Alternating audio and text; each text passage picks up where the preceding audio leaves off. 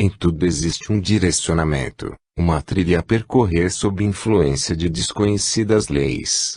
O encadeamento da vida nos mostra sempre uma ordem e uma finalidade a ser alcançada. As séries vegetal e animal aí estão evidenciando os fatos. Enquanto o fenômeno do processo de conscientização não foi despertado, reino nominal, a linha evolutiva enquadra-se em rígidas leis, traduzidas por um inusitado determinismo. A rigidez do determinismo, por sua vez, irá pouco e pouco desaparecendo, à medida que a evolução avança, isto é, o salto evolutivo será bem acentuado com o despertar do mecanismo de conscientização, um dos grandes marcos da evolução. Tudo isso nos faz pensar que o processo evolutivo envolve-se na condição de universalidade, sem um fim real, granjeando, entretanto, sempre novas formas de consciência. Desse modo, seria necessário que uma energética aprimorada pela evolução, no caso o espírito, fosse realmente o resultado de contínuas aquisições perdidas na noite dos tempos. A organização espiritual iniciaria o seu trajeto, após despertamento como fagulha específica em algum planeta de nosso sistema galáctico, como por exemplo a Terra, de modo a colher nos reinos da natureza as experienciações que tanto busca com seu divino impulso. Assim, no reino mineral refletiria sua presença nas manifestações das forças de atração e coesão com que as moléculas se ajuntam em característicos sistemas cristalográficos. No reino vegetal, mostraria maiores aquisições pelo fenômeno da sensibilidade celular. No reino animal, o princípio inteligente ou organizador somaria novas aquisições refletidas nos instintos. No reino nominal, todo esse cabedal de experiências estaria ampliado pelos novos lastros da conscientização, a carregar consigo raciocínio, afetividade, responsabilidade e outras tantas condições que caracterizam esta fase. A resposta fornecida pela pergunta 540, do Livro dos Espíritos, assim se mostra em seu penúltimo parágrafo. É assim que tudo serve, tudo se encandeia na natureza, desde o átomo primitivo até o arcanjo, pois ele mesmo começou pelo átomo. A necessidade de todas as experiências na colheita dos fatores externos, ligados ao meio ambiente sob comando de um impulso interno, irá lastreando o próprio espírito de realizações, de modo a maturá-lo nas suas milenares trajetórias. Quanto mais em início estiver a organização espiritual, maior será sua subordinação ao determinismo da lei. Quanto mais maduro e pleno de experiências, maior será o seu livre-arbítrio pelas condições de aquisições éticas. Veja-se a pergunta 606 e respectiva resposta do Livro dos Espíritos. P. A inteligência do homem e dos animais emanam, portanto, de um princípio único. R. Sem nenhuma dúvida, mas no homem ela passou por uma elaboração que eleva sobre a dos brutos. Complemente essa ideia com a pergunta 607 e respectiva resposta do mesmo livro. P. Parece, assim, que a alma teria sido o princípio inteligente dos seres inferiores da criação. R. Não dissemos que tudo se encadeia na natureza e tende à unidade? É nesses seres, que estás longe de conhecer inteiramente, que o princípio inteligente se elabora, se individualiza pouco a pouco e ensaia para a vida, como dissemos. É, de certa maneira, um trabalho preparatório, como o da germinação, em seguida ao qual o princípio inteligente sofre uma transformação e se torna espírito. As nossas posições atuais, ainda bastante ligadas aos determinismos da lei pela nossa imaturidade, fizeram com que a vida fosse apreciada em limitadas conceituações, com tonalidades materialistas. O caso mais expressivo foi o do professor do Colégio de França, Jacques Monod, Prêmio Nobel de 1965, quando coloca a evolução partindo de um acaso e a necessidade. Foi cuidadoso, entretanto, quando definiu a vida como sendo uma máquina que autoconstrói e se reproduz de modo invariável, mas dotada de projeto.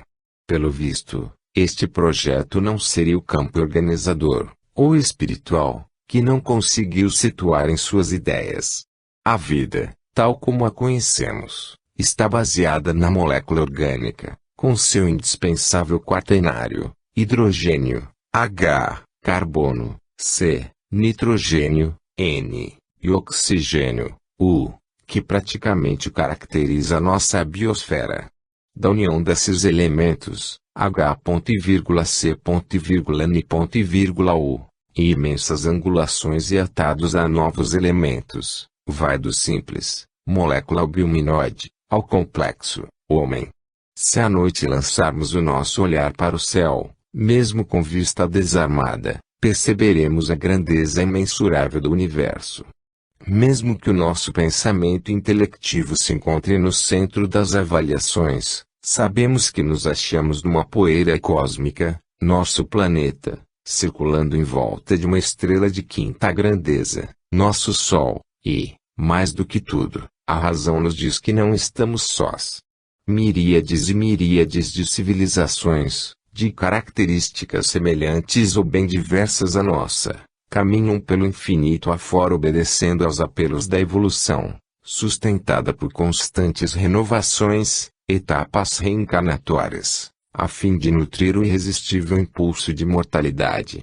Ninguém hoje tem mais dúvidas da existência de humanidades pela imensidade cósmica, fazendo parte de outras casas planetárias, em condições que nos escapam integralmente. As pesquisas e conclusões astronômicas de Van de Camp, em 1970, informaram que a estrela Barnard, em face do seu comportamento orbitário, estaria acompanhada por 2 planetas de tipo jupiteriano. Em nossa galáxia, segundo estatísticas e apreciações nas formações estelares, existiriam 600 milhões de planetas em condições de habitabilidade. O nosso limitado intelecto só poderá perceber a vida, mesmo em outros planetas, dentro de certas e determinadas condições que temos como básicas. Assim, é voz geral que durante a formação de um sistema planetário a sua nuvem gasosa traz, em seu estofo, elementos básicos da química, H.C.N.U, silício, etc., tal como aconteceu com o nosso Sol. Realmente, em nossa galáxia constantemente renascem novos sistemas propiciados pelos 100 bilhões de estrelas e anulam-se muitos outros pelas absorções nos buracos negros, após imensos períodos maturativos. Depois de mais bem fixada a teoria da nebulosa na formação dos planetas, acompanhando o trajeto da vida de uma estrela, melhor assentou-se a ideia da vida nessas organizações, pelo menos diante aos acontecimentos cósmicos semelhantes àqueles que se passaram com a Terra. Os atuais estudos da físico-química falam em favor dessas equações científicas, compreendendo-se, entretanto, as divergências de avaliações. É possível que existam, em nossa galáxia, muitos planetas iguais ao nosso, quanto à sua formação, embora em diversos graus ou etapas evolutivas, quanto biosfera. Nestes casos, as estruturas básicas da vida estariam presentes na construção de seus alicerces, inseridas nas porfirinas, nos polissacarídeos, nos heterociclos nitrogenados e tantas outras expressões de nosso entendimento sobre a origem da vida. É bastante lógico e compreensível que toda uma organização de vida planetária estará diretamente subordinada à estrela central, responsável pelas energias específicas de orientação e direcionamento da vida. Como sabemos, as estrelas possuem variações, cor, temperatura, tempo de vida, emissões de energias, etc., perfeitamente estudadas pelas linhas de seus espectros, o que vale a uma compreensível classificação, U, A, F, G, K e M. As estrelas de tipo são brancas, 35.000 graus Celsius. As de tipo B são branco-azuladas, 30.000 graus Celsius. As de tipo A, estrelas de hidrogênio, ainda brancas, 11.000 graus Celsius. As de tipo F, com tonalidades amareladas, 7.000 graus Celsius. As de tipo G, também amareladas. O nosso Sol, 6.000 graus Celsius. As de tipo K, alaranjadas, 5.500 graus Celsius, as de tipo M, violeta, 4.000 graus Celsius. Dizem os entendidos que as estrelas para sustentarem planetas com suas respectivas biosferas necessitam de manter, na sua sequência principal, uma permanência de muitos milhões de anos. Anote-se que o nosso Sol já vai para mais de 5 bilhões de anos. A Terra, particularmente, neste período de vida, sofreu transformações e preparações a fim de que a forma hominal pudesse estar presente.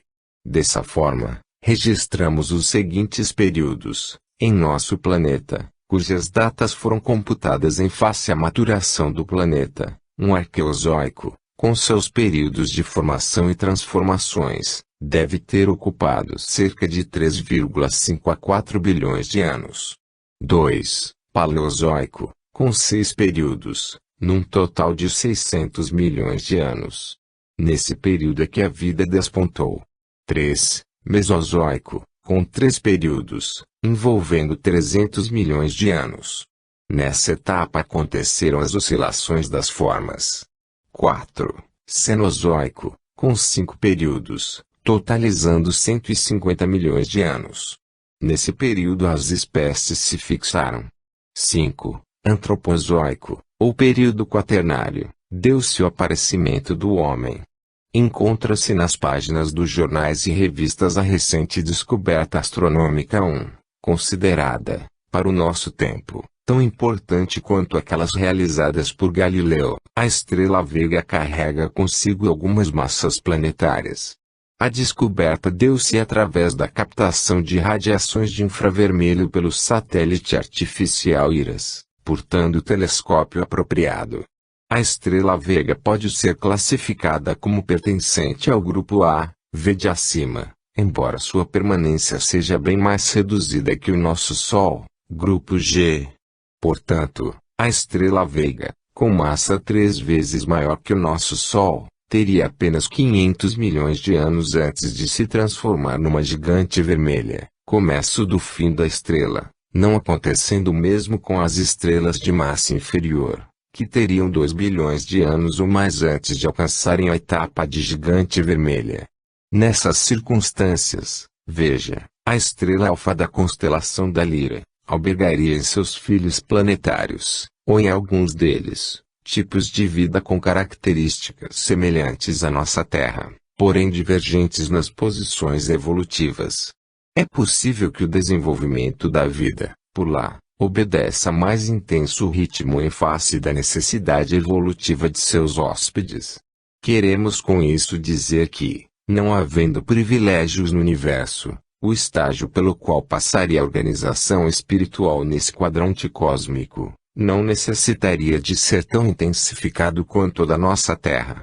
Espíritos desenvolvidos em outras organizações planetárias aí encontrariam condições mais avançadas para o seu processo maturativo cósmico. Também se compreende a possibilidade de ser ao contrário, isto é, organização planetária ainda em formação de modo a albergar as formas iniciais de vida tal como a entendemos. Nos tipos de estrelas, como o nosso Sol, já com vida acima de 5 bilhões de anos e outros tantos até a sua etapa final, a nossa biosfera planetária albergaria hóspedes ainda em formação espiritual inicial, além dos carentes e necessitados de certas repetições e experiências. Pelo visto, não possuímos parâmetros avaliativos para tão complexa equação.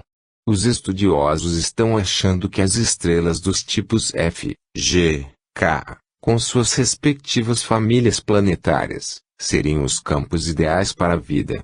Nas estrelas de tipo M já haveria reduções dessas probabilidades. Nesse raciocínio existiriam, pelo menos, em nossa galáxia, 40 bilhões de planetas em condições de expressiva biosfera. Sobre Vega, hoje na berlinda dos astrônomos interessados nas múltiplas habitações cósmicas, devido ao seu intenso brilho, distante de nós 243 trilhões de quilômetros, 26 anos-luz, parece existir há 1 bilhão de anos.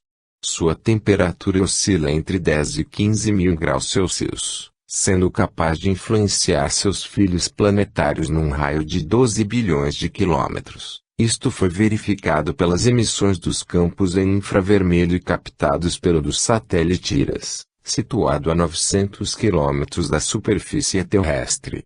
A influência da estrela sobre os seus planetas estaria ligada ao seu intenso movimento de rotação, 500 km por segundo, e tamanho de sua massa.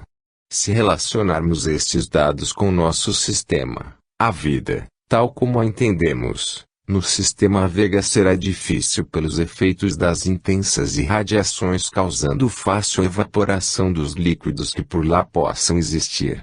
Se isto for possível, haverá probabilidade de que a vida esteja em seus primórdios em seus planetas medianos e, talvez, mais avançada nos planetas mais afastados. Estamos falando dos planetas da estrela Vega, como reais, pois o sistema circulante em volta da estrela não é gasoso, mas sim sólido e variável. Portanto, trata-se de planetas. O seu número só poderá ser devidamente computado em 1985, quando for lançado, pela NASA, novo e mais sofisticado telescópio. Claro que as equações da vida cósmica, por todos esses imensos componentes de galáxias, são avaliadas pelos nossos parâmetros e entendimentos. O espírito, no universo, em constante criação, fará seu percurso norteado pela energia divina, onde se encontra mergulhado, imanência divina, buscando o eterno que ainda não compreende. Neste percurso, ocupará múltiplas e diversas casas planetárias, a fim de atender às suas finalidades, acréscimo de novas formas de consciência. Dentro do eterno tempo desaparecerá a fim de ser substituído pelas criações de suas realizações, as suas novas mensurações. Por todo o seu trajeto ocupará formas que lhe propiciem as experiências necessárias. Ao mesmo tempo, estaria auxiliando as organizações corpóreas de suas diversas vestimentas temporárias, a fim de impulsioná-las para destinos maiores. O maior sempre orientando o menor, fornecendo-lhe um caminho, o menor propiciando o campo de trabalho, a fim de que o maior se expanda. Nesse ajustado e harmonioso campo de entendimentos a evolução se mostra nos diversos degraus de seus entrelaçamentos. A doutrina espírita vem informando que o homem não está só no universo. Ele encontra-se diante de uma imensa variedade de apresentações de formas, subordinados aos seus próprios campos espirituais em constante processo evolutivo. Diante desses degraus evolutivos existirão probabilidades de transferências migratórias, até mesmo de civilizações, a fim de atender à ordem cósmica. Durante a fase espiritual, sem envoltório carnal, poderemos ser transferidos, de modo temporário ou definitivo, para determinada gleba planetária. As nossas atividades comandarão o processo, se de queda ou de vivências gratificantes, se para planetas inferiores ou superiores. A nossa Terra, como tudo indica, está passando por intensas modificações. As suas atuais posições evolutivas estão exigindo uma nova ética. A técnica adquirida pelo homem terá que se envolver no processo construção e não destruição. Se o homem caminhar para uma inevitável guerra de destruição, grande parte dessas almas, ausentes da tolerância e do amor, será alijada para urbes carentes e necessitados de certos impulsos. A migração tipo queda será inevitável. O nosso livre-arbítrio tem limites, a lei está sempre nos vigiando. Chegará um determinado momento que nos dirá, basta. Toda agressão tem consequências, a toda ação haverá uma reação de correspondência. O novo ciclo da Terra está despontando e exigindo ordem e harmonia. Se desencadearmos uma nova grande guerra teremos as respostas das grandes dores pela ausência de tolerância, entendimento e amor. Os que por aqui ficarem, encarnados ou desencarnados, atados à psicosfera terrestre como os mais qualificados, terão de reconstruir muitas coisas, sem repetir as incongruências do passado, ao lado daqueles, de mundos mais adiantados, escolhidos para ampliar as luzes psicológicas do planeta. buracos negros do cosmo. Nos dias atuais, o que mais se fala e se procura compreender são as revelações da ciência através de suas pesquisas, diretas ou indiretas. Muitas dessas pesquisas ainda se encontram nas faixas dedutivas das hipóteses, a se estruturarem diante os lampejos intuitivos formulados ou arrecadados pelas antenas psíquicas humanas. A doutrina espírita, sempre atenta às informações da ciência, nela encontra bases de sustentação e ampliação. Por isso, está sempre presente diante das revelações que os pensadores e pesquisadores, a todo momento, estão nos mostrando. Um dos mais apaixonantes assuntos que nos chegam através de registros das imensidades cósmicas, acolitados em criteriosa avaliação sem qualquer dúvida, são os chamados buracos negros. A teoria da relatividade de Einstein, apresentada em 1915, causou grandes modificações nas hipóteses e conceituações sobre o universo. Propiciou grande impulso ao conhecimento do universo, apesar de estarmos, ainda, bem longe da solução de muitos de seus problemas. Hoje, apenas desconfiamos de algumas verdades, elaboradas em muitos fatos e pesquisas. Desde meados da década de 1960 os astrônomos vêm falando e dando importância aos chamados buracos negros, cujos estudos vêm permitindo uma avaliação mais bem científica das hipóteses, que tentam explicar o nascimento e morte das galáxias. Na abordagem dessa temática necessitamos de conceituar a estrutura da matéria, mais especificamente, da unidade atômica e as forças atuantes no universo. Sabemos que a matéria, organizada de moléculas, está estruturada em unidades ainda menores, os átomos, cujo nome nasceu da ideia de ser a menor partícula material e, como tal, indivisível. As pesquisas mostraram que o próprio átomo arregimenta uma infinidade de partículas que se perdem num desconhecido infinito fenomênico. Com o desenvolvimento das pesquisas, sabemos que o átomo possui uma complexa constituição, substituindo o conceito de existência de um núcleo e um elétron, como únicos elementos. O núcleo do átomo, 1800 vezes maior, em sua massa, do que o elétron que o envolve, possui, segundo credenciadas pesquisas científicas, perto de 100 partículas. Por sua vez, as partículas são constituídas de subpartículas a se perderem num microcosmo altamente complexo. Todas essas partículas, perfeitamente ordenadas na estrutura atômica, encontram-se em equilíbrio estável. Entretanto, os átomos variam de acordo com o número de elétrons que circulam em volta do núcleo. É justamente o número de elétrons, na estrutura do átomo, que define a personalidade material de que faz parte: hidrogênio, oxigênio, cloro, silício, ferro, ouro, platina, tório, rádio, etc. O átomo é de tamanho tão reduzido, em face das nossas mensurações, que a medida microscópica conhecida, o micron, milésima parte do milímetro, não atende à nossa compreensão intelectiva. Por isso, foram criadas duas novas medidas, o angstrom e o fermi. Fazendo comparações dessas mensurações, um micron corresponde a 100.000 angstroms, um angstrom a 100.000 fermis. Assim, um centímetro corresponderia a 100 milhões de angstroms. Definir o átomo situando as suas partículas e respectivas funções ainda é coisa muito difícil. Por isso, os pesquisadores lançaram modelos de estudos, a fim de que a ciência possa avaliar as respectivas propostas. O átomo está montado num universo de partículas, das quais muitas, por serem fugazes, apresentam a propriedade de estarem em vários lugares ao mesmo tempo. Algumas são tão diminutas e ocultas que, praticamente, não podem ser detectadas com os atuais métodos de pesquisa, embora avaliadas pelos cálculos matemáticos. O átomo possui um núcleo em volta do qual giram um ou mais elétrons. A distância entre o núcleo e o elétron é bem grande, embora existindo entre os mesmos um campo de forças, tão expressivo, que impede seja atravessado por certos e determinados elementos. Esses campos de forças interatômicos propiciam o aspecto de solidez de um todo encarado como matéria. O núcleo atômico apresenta uma partícula de carga positiva, o próton, 1836 vezes maior, em sua massa, em relação ao elétron.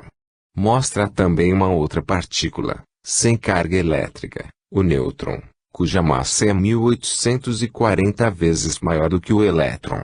Essas partículas, próton e nêutron, não teriam capacidade de estarem juntas. Pela carga elétrica positiva dos prótons e pela ausência de carga dos nêutrons, a tendência seria o afastamento, considerando-se também núcleos de átomos vizinhos, de distâncias de 1,5 Fermi. A força que une essas partículas, prótons e nêutrons, estaria na dependência de outros elementos, partículas específicas, de peso médio, conhecidas como mesons. Os mesons, de qualquer qualidade, leves ou pesados, de carga negativa, positiva ou neutra, apresentam um inusitado comportamento no núcleo atômico. Mostram-se e ocultam-se a todo momento, denotando a existência de zonas onde parecem escapar para outra dimensão. O elétron foi conhecido como sendo a partícula beta, de carga elétrica negativa, resultante da irradiação dos metais radioativos. São tão pequenos que necessitaríamos de 2000 deles para ocuparem, sem apertos ou constrangimentos, a massa de um átomo. Essa partícula que circula em volta do núcleo atômico oferece características quanto ao número da órbita, forma da órbita, inclinação da órbita e o seu próprio movimento de rotação, spin. Com essas variações, cada elétron terá sua própria condição, ou momento diferente, por maior que seja o número num determinado átomo. Na análise dessas características, com suas variações, teríamos os chamados números quânticos. O comportamento do elétron é tão variável que os estudiosos chegaram à conclusão de que ele pode funcionar como onda ou como partícula e que, por sua vez, nada mais seria do que um pacote de ondas, ondas que se juntaram. O mesmo se dá com a luz, funcionando como onda ou como partícula que, por sua vez, seria o fóton. Inúmeras outras partículas foram sendo detectadas com os aceleradores de partículas, do ciclotron ao cosmotron, perto da velocidade da luz, o que permitiu o estudo de seus respectivos comportamentos. Na colisão das partículas conhecidas apareceram novas partículas, sendo que os mesons mostraram dúzias de tipos diferentes.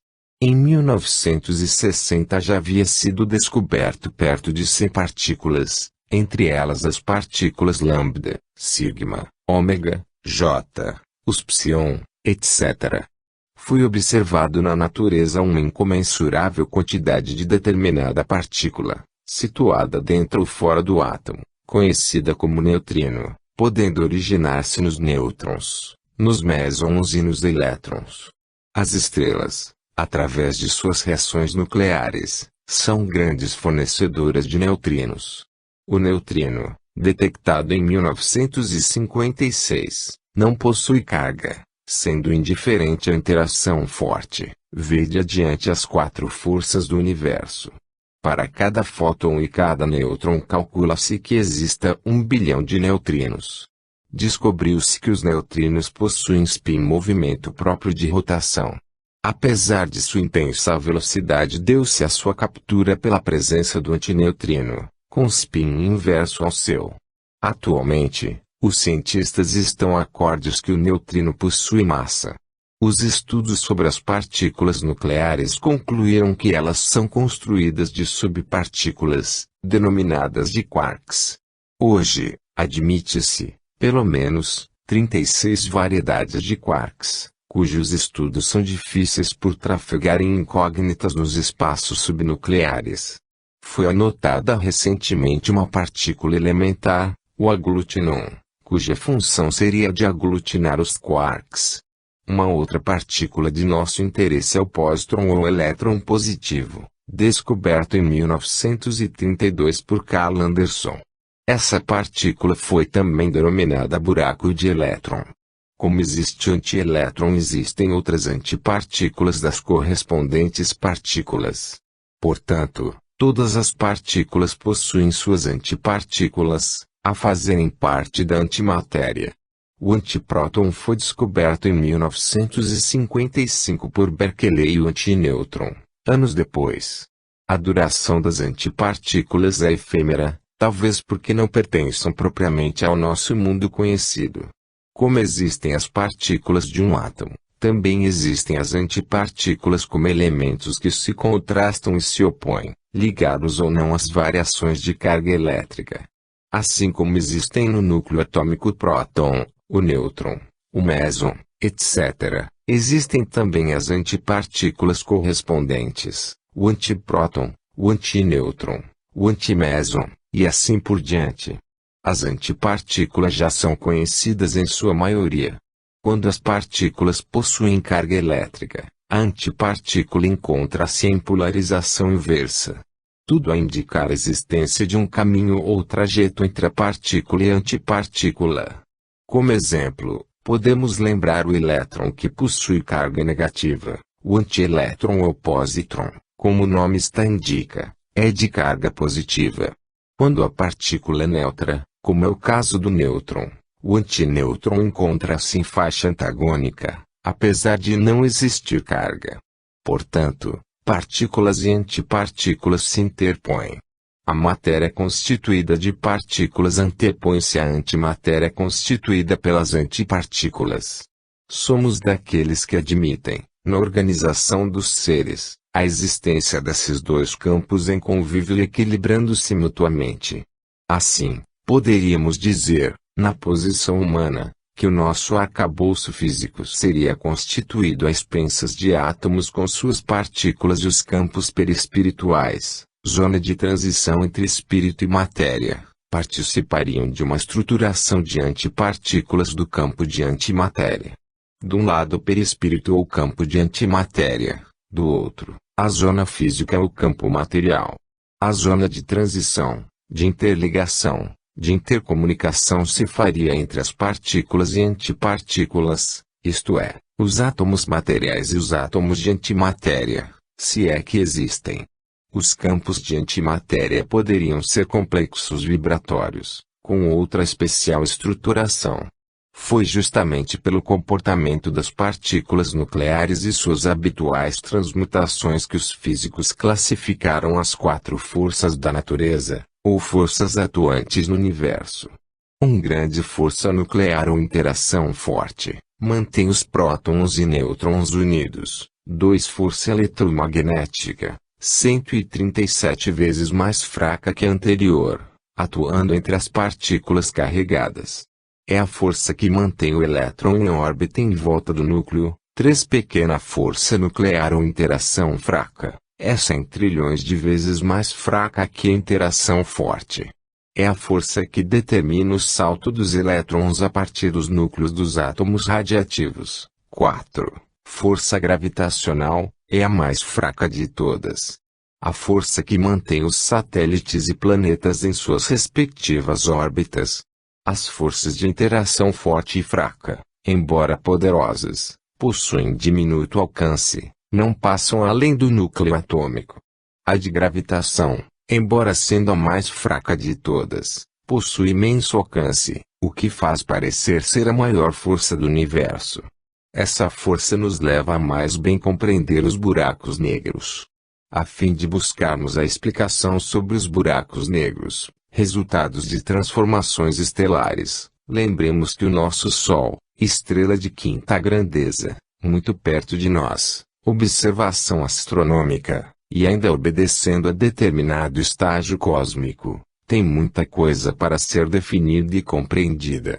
O Sol, como toda estrela, representando o campo produtor de imensas energias às expensas de suas fornalhas atômicas, em sua fase inicial sofreu uma condensação de gases cósmicos em volta de um potente núcleo, orientador indiscutível do processo. Daí, os impulsos elaborativos em sua substância deram-lhe condições de ser uma imensa usina fornecedora de energias, das quais grande parte os escapa inteiramente. O nosso astro-rei ainda tem muito a nos mostrar, somente possível quando as pesquisas e conhecimentos alcançarem parâmetros mais avançados. A grande energia solar baseia-se nas transformações do hidrogênio em hélio, por uma, como que, controlada desintegração atômica, condições que nos permitem admitir a existência de uma ordem precisa em toda essa complexa mecânica cósmica. Mais de 90% de sua constituição é de hidrogênio, fonte inesgotável, apesar da queima de bilhões de toneladas por segundo. A transformação do hidrogênio em hélio dá-se pela mutação de prótons de hidrogênio ao se associarem em 2 prótons e 2 nêutrons. Os elétrons livres, ejetados quando da transformação dos prótons em nêutrons, sofrem grande elaboração em sua massa passando a ser uma partícula positiva, isto é, de elétron, negativo, passa positron, positivo. De cada 4 prótons fundidos num núcleo de hélio, formam-se 2 pósitrons. Os pósitrons livres ao se encontrarem com os elétrons sofrem um mútuo aniquilamento, não só da carga elétrica, mas também de suas respectivas massas, convertendo-se em fótons energéticos sem carga e sem massa os raios gama. Com o tempo cósmico em ação, isto é, bilhões de anos em nosso calendário, a estrela passa a ser uma gigante vermelha, como se dará com o nosso Sol. Quando todo o hidrogênio for consumido, por transformação, nesta bem organizada fornalha atômica, os núcleos e elétrons livres se vão juntando sob influência da grande atração gravitacional da estrela, consequência do aumento da massa de seu corpo. Nesse caminho se vai transformando e alcançando o grupo das estrelas denominadas de anãs brancas. A anã branca caracteriza-se por possuir alta temperatura, consequência da energia cinética adquirida no processo de contração que vem acompanhado de calor. E pouco, pela irradiação desse intenso calor que supõe-se alcançar 100.000 graus Celsius centígrados, a anã branca se vai resfriando, diminuindo a atividade calorífica, chegando a registrar 5.000 graus Celsius centígrados, em média, e sem grandes modificações em sua estrutura. Entretanto, se as transformações e perdas forem grandes, ela passará a ser uma estrela mais apagada, será uma anã negra. A sequência das gigantes vermelhas e anãs brancas corresponde a 10% de todas as estrelas observadas. Pelo ritmo cósmico, que procura alcançar uma finalidade, as anãs brancas terão condições de calor e luminosidade cada vez menores, chegando muitas delas a ser elementos de muito pouca massa e superfície fria. Existem estrelas incluídas no esquema cósmico, conhecidas como supernovas, cujas reações nucleares são de tal violência pelo intenso calor de sua estrutura, temperatura de 6 bilhões de graus centígrados, que, praticamente deixam de emitir fótons, porém ejetam quantidades inavaliáveis de neutrinos. O universo está inundado de neutrinos, isto se deve a algum motivo que desconhecemos. Além das anãs brancas, certos astros podem mostrar que os muitos elétrons livres sofrem um processo de contração e atração gravitacional a ponto de se combinarem aos prótons, produzindo nêutrons. Esses nêutrons, pela intensa atração gravitacional, vão como se contraindo até entrarem em contato, uns com os outros, embora equilibrados e coordenados pela força de interação forte nuclear. Essa força, se por um lado é congregante, por outro impede o colapso da estrela, transformando-a numa estrela de nêutrons, cuja massa assim concentrada corresponderá ao peso de sua composição. Exemplificando, o nosso planeta, com suas partículas atômicas, se transformasse numa massa de nêutrons, ajuntados uns aos outros e comandados pela força de interação forte do núcleo, caberia num espaço de 127 metros. As estrelas de nêutrons apresentam muitas características interessantes. Apesar de possuírem intensa gravitação, pela concentração de suas massas, podem perder energias pelos seus polos magnéticos, em consequência do alto movimento de rotação. Essa perda de energia torna-se assim cadenciada, rítmica, pelo organizado movimento de rotação, de tal modo que já foi possível o registro desses pulsos, até em frações de segundo. Por isso, essas estrelas passaram a ser denominadas pulsares. As irradiações dessas estrelas de nêutrons são caracterizadas como raios-x, porém de ondas mais largas do que as demais, em virtude da intervenção de seu alto campo gravitacional. As estrelas de nêutrons, pelo seu conteúdo de neutrônios e consequente gravitação superlativa, atraem puxando para dentro de si todos os elementos existentes, de tal modo que chegam a produzir um esmagamento nos átomos. Os elétrons que por aí ainda trafegam vão constituir o chamado fluido eletrônico. As massas empilhadas de nêutrons e sustentadas pela força de interação forte do núcleo atômico também possuem seus limites, porquanto o aumento de massa, que se faz cada vez mais intenso, amplia a força de gravitação. Essa força de gravitação, apesar de ser a mais fraca das 4 forças do universo, passa a sobrepujar as demais, pelo constante acréscimo de massa.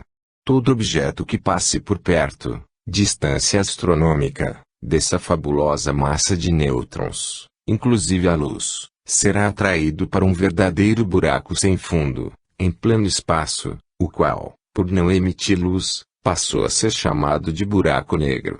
O buraco negro pode ser detectado pela sua emissão de raios-x, como resultado de transformações das substâncias que foram tragadas pela sua influência gravitacional.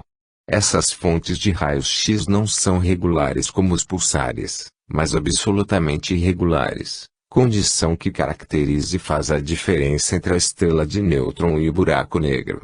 Representaria o buraco negro o final de uma estrela origem, elaboração, maturação e morte da substância. Esta etapa final, o buraco negro, poderia ser considerada como o canto de morte da matéria. Poderíamos pensar que a matéria ao atingir a etapa de buraco negro sofresse um processo de perda de substância, sob forma de radiações, até o seu desaparecimento completo. Se isto for viável, poderíamos admitir que a substância, após fazer parte do campo material, ingressaria no campo de antimatéria, a fim de ser aproveitada para novas materializações cósmicas. Isso corresponderia a um ciclo, em 2 correspondentes posições, a se equilibrarem e realizarem uma espécie de maturação da substância universal, de um lado, a condensação de energia dando nascimento à matéria, do outro, a matéria madura e gasta fornecendo o nascimento dos campos de energia. Tudo a constituir um processo elaborativo, a fim de alcançar uma finalidade. Que leis comandariam um processo dessa ordem, com equilíbrio e harmonia, mostrando também inteligente conduta? No centro da nossa galáxia foi detectada uma grande fonte de energias, traduzidas por alguns astrônomos como sendo um buraco negro de 700 milhões de quilômetros a tragar, sem cessar, campos e mais campos de substâncias cósmicas. Este centro, buraco negro, ao absorver substâncias do espaço, poderia representar um cadinho elaborador e metabolizador de elementos cósmicos, como que a prepará-los para novos ciclos e novas vivências galácticas. Já sabemos que a substância do universo possui um ciclo de vida, origina-se, cria-se, matura e morre transformando-se sempre. Nasce a matéria da energia por condensação, após elaboração na química inorgânica e orgânica, entra em maturação quando começa a ceder, por radiações, seus elementos para a formação dos campos de energia. O ciclo se vai afirmando. As renovações constantes correspondem a verdadeiras etapas palingenéticas, renascimentos, tudo obedecendo à mais acertada linha evolutiva, de modo a se pensar na presença de uma lei precisa envolvendo inteligente finalidade. Seria a busca de uma meta, no qual as sístoles e diástoles cósmicas encontrariam nos buracos negros uma das suas importantes estações de elaboração e filtragem da substância universal. Assim, Os buracos negros desempenhariam um papel capital como fonte mutacional cósmica. Seria a zona onde a matéria, após devido preparo e difusão nos campos das energias, já pertencesse a outras dimensões do campo da antimatéria. Nos campos dos buracos negros, nessa fornalha de transformações entre matéria e energia, haveria uma espécie de filtragem dando passagem da matéria para a antimatéria. Os buracos negros seriam campos purificadores das grandes trocas, não só entre matéria e energia, mas também de campos dimensionais adequados à substância transformada. Numa faixa, a matéria; na outra, a energia; na primeira, a nossa dimensão material; na segunda, a dimensão correspondente à antimatéria, onde poderíamos situar os infinitos horizontes das regiões espirituais. A pesquisa científica está baseada em estudos intelectivos, sempre visando a matéria, campo de nossas observações, campo em que nossos sentidos mais bem trabalham e mais bem percebem os fatos. Os campos da energia já estão sendo bem mensurados e, como tal, mais bem apreciados. No campo astronômico, as operações ligadas às zonas das energias já possuem um volume alentador de observações e registros. Assim, foram mensuradas tênues nuvens de poeira cósmica, como quase estrelas, por enviarem ondas compactas de rádio. Esses elementos, quase estrelas, passaram a ser denominados, de modo abreviado, quasares. Muitos pesquisadores e estudiosos emitiram a possibilidade de o quasar possuir um elo bem expressivo com o buraco negro. Entre o buraco negro e o quasar haveria uma ponte dinâmica de comunicação, onde os campos de energias sofreriam profundas modificações. Por isso, o quasar foi denominado buraco branco. Se esta hipótese for real, no buraco negro estaria a morte da matéria; no buraco branco, esse mesmo bloco da substância, sob a forma de energias, estaria se preparando para novas criações e, consequentemente, novas experiências para a substância universal. Nos aglomerados estelares parece existir um buraco negro como o campo central. Possuiriam, as galáxias, na parte central, um buraco negro. Muitos pesquisadores pensam que sim. É possível mesmo que existam outras fontes de buraco negro, além da zona central da galáxia, conhecidas como mini-buracos negros e que poderiam sofrer a influência do grande centro, de onde se iriam aproximando até serem tragadas. Os estudiosos consideram a existência de buracos negros somente em massas estelares bem maiores que as de nosso Sol. Com esses pensamentos podemos deduzir que a formação de uma galáxia, por condensação de gases, de intenso conteúdo energético, sofreria um natural processo de expansão com muitas condensações, transformação de energia em matéria. Essa é a nossa fase atual de expansão que, após metabolização da substância, se infletiria para o centro da galáxia, fase de contração, e seria devidamente absorvida pelos campos do buraco negro. Nesse ciclo de bilhões de anos a substância estaria sendo submetida a intensos processos e vivências experimentais, a fazerem parte de seu íntimo estofo. Na fase final deste ciclo, de extrema contração, a matéria, tragada pelo buraco negro, apresentaria o seu canto de morte, extinção como matéria, mas o maior resultado seria o componente de experiências que fossem absorvidas pela substância. Assim, dentro dessa hipótese, poderíamos dizer que o final de nosso universo estaria na construção do sistema desembocando no buraco negro. Seria esse o pensamento dos filósofos orientais, da época pré-cristã, quando se referiam ao grande respiro cósmico. Na inspiração estaria a expansão, na expiração a contração. O ciclo de ida e volta seria o grande respiro de Brahma. A expansão, inspiração, seria o dia de Brahma. Na contração, expiração, a noite de Brahma. Após esse imenso movimento de ida e de volta, mostrando um ciclo bem lógico, a substância estaria sofrendo um constante processo elaborativo dentro da mecânica evolutiva. Quando novos universos se formarem dessa substância mais experienciada, será bem claro entender que suas unidades cósmicas serão mais aperfeiçoadas, embora parecidas com as antecessoras. Tudo faz crer que serão mais categorizadas e mais bem lastreadas. Desse modo, haveria constante renovações impulsionando o avanço dinâmico. Sem renovação só haverá envelhecimento e morte. Esta representará, sempre, uma face de um ciclo maior. Todo envelhecimento da matéria, com morte da forma, representa o nascimento da substância em outra posição, posição renovada, mais vigorosa pelo lastro de anteriores experiências, com novos e ajustados ímpetos. Não existiria nessa mecânica a presença da grande lei de renovação, reencarnação, metabolizando e preparando a substância para novos percursos e novas trajetórias. Tudo isso, em virtude de o ciclo ter de ser sempre aberto e nunca fechado, isto é, o ciclo será sempre uma espiral que se vai abrindo ao infinito. Haveria muitas repetições, mas nunca em igualdade de posição, tempo e espaço. As revivências, reencarnações, podem ser parecidas, porém jamais idênticas, pelos deslocamentos e impulsos da espiral sempre se abrindo e como que procurando novos horizontes.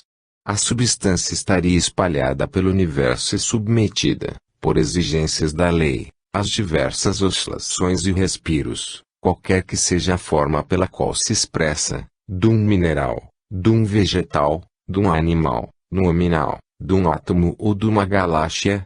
Poderíamos dizer, com lógica e com algum acerto, que o buraco negro seria o campo onde o universo material encontraria o seu fim, não propriamente como se fora um sumidouro, pois, o canto de morte da matéria representa uma nova aurora para os campos dinâmicos, a vida com novas vestiduras. No buraco negro poderíamos ter a grande fonte de transformações, nas quais a matéria se transmutasse em organizadas energias, onde o campo material fosse integralmente absorvido e, por adequadas mutações, tivesse novos dias nos campos da antimatéria.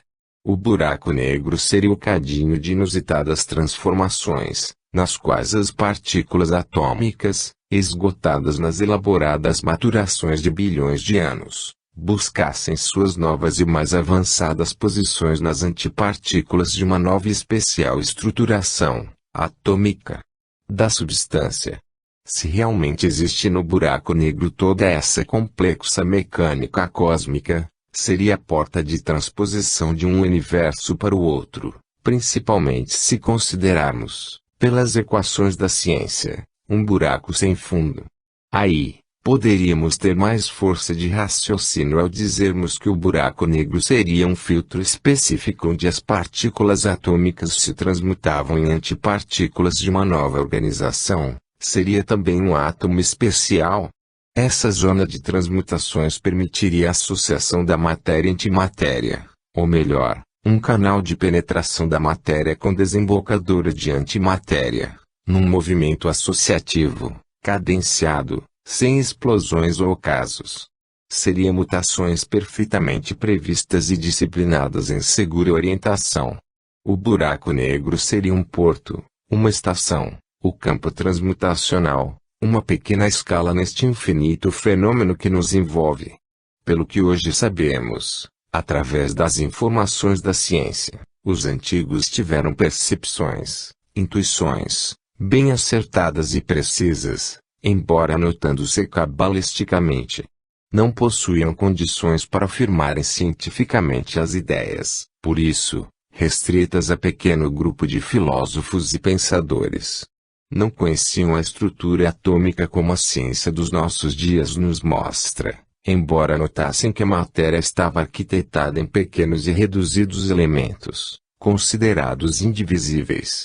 O segredo hermético, Hermes Trismegistus do Egito, da Esfinge, o que está em cima, embaixo também está, o que se encontra no macrocosmo, também no microcosmo se mostra, não encontraria perfeito respaldo nessas ideias.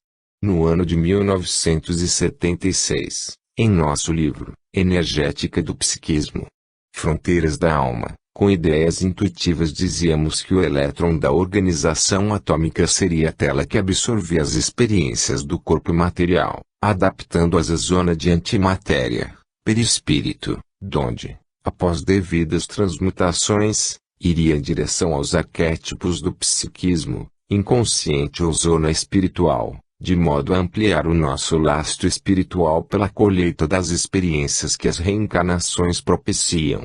Mais tarde, o físico francês J. Charon, a expensas de equações matemáticas e filosóficas, chega à conclusão que a partícula elétron, como se fora bolha de sabão, conteria em seu interior a dimensão do espírito. O físico em questão percebeu o processo, mas sem conhecer as equações da doutrina espírita, não bem citou a organização espiritual dos seres, mas já representou um passo positivo dentro da ciência. Por tudo isso, os elétrons das organizações atômicas da matéria funcionariam como buracos negros absorvendo as experiências psicológicas, realizadas na zona consciente ou material, para os arcanos do psiquismo, a expensas dos canais perispirituais de antimatéria. Desse modo, podemos dizer que nos grandes movimentos cósmicos, do pequeno e inexpressivo planeta à mais contundente luminosidade de uma galáxia, existem leis precisas orientando e presidindo os mais complexos fenômenos. Será interessante lembrar que os movimentos do macrocosmos são consequência das atitudes e expressões do microcosmo. O vórtice do átomo se expressa na galáxia e está orientado por forças inteligentes. Onde estariam essas leis coordenantes? Ligadas às 4 forças do universo, anteriormente relatadas. Somente estas podem tudo explicar? Achamos que não. Necessitamos ampliar essa conceituação das 4 forças, a fim de complementarmos o raciocínio filosófico em questão. Acima dessas 4 forças do universo, que os físicos modernos tão bem equacionaram, necessitamos de incluir a força psíquica, como uma 5ª força, sobrepujando as demais. Do maior e mais categorizado partem os movimentos de orientação e disciplina. Assim, além da força de interação forte, da força eletromagnética, da força de interação fraca e da força de gravitação, teríamos a força psíquica individual dos seres como 5ª força, podendo ser denominada de força psi. Iremos mais longe, considerando a união de todos os psiquismos no planeta, como se fora a psicosfera planetária, a representar uma 6ª força, navegando em campos dinâmicos semelhante àquilo que Teilhard de Chardin denominou de noosfera do planeta. Complementando o septenário dessas forças universais, teríamos a força divina, onde estamos mergulhados e nos movemos. Paulo de Tarso, isto é, nos movemos e deslocamos no seio da imanência divina, porquanto jamais alcançaremos a sua transcendência. Nessa força divina teríamos a fonte de todas as origens, seguindo-se as elaborações e transmutações de todos os matizes que se devem expressar no infinito.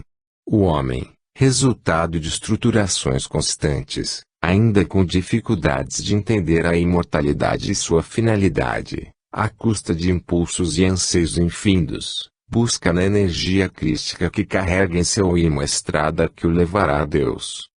Fim.